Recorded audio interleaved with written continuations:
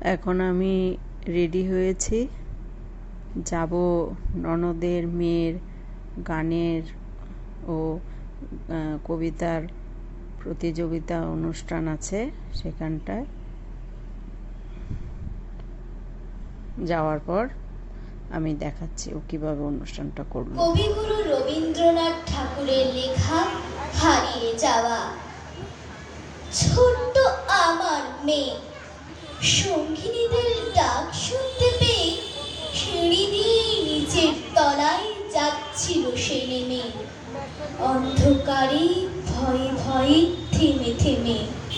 হাতে ছিল প্রদীপ খানি, আঁচল দিয়ে আড়াল করে চলছিল সাবধানে। আমি ছিলাম ছাতে, তারাই ভরা চৈত্র মাসের রাতে। হঠাৎ মেয়ের কান্না শুনে উঠে দেখতে গেলেন ছুটে।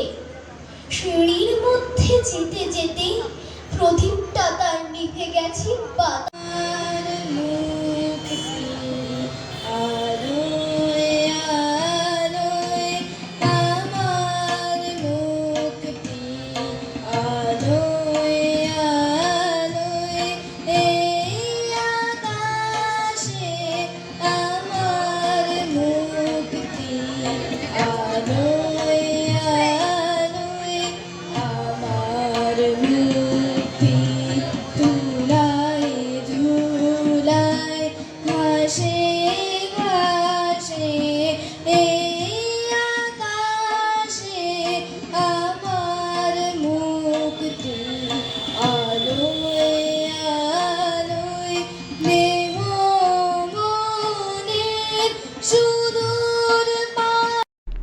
অনুষ্ঠান শেষ, এখন সবাই মিলে বাড়ি চলে যাচ্ছি।